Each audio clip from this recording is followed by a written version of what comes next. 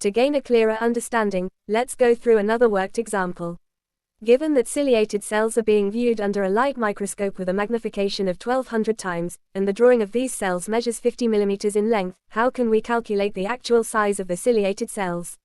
Simply recall the formula: magnification equals image size divided by actual size.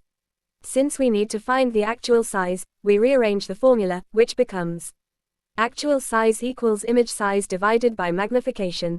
Now, substitute the known values into the formula. The image size is 50 mm, and the magnification is 1200 times. Now, convert the image size from millimeters to micrometers.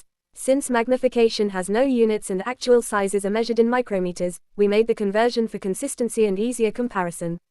Since 1 mm equals 1000 micrometers, we multiply 50 mm by 1000, which is equals to 50,000 micrometers.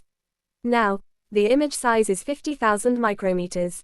Substitute this 50,000 micrometers into the formula and divide it by 1200. The result is 41.67 micrometers, and this concludes our detailed discussion for today.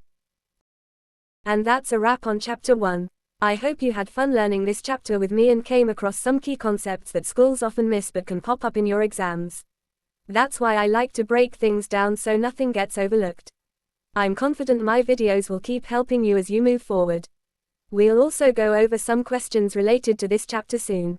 Thank you for watching.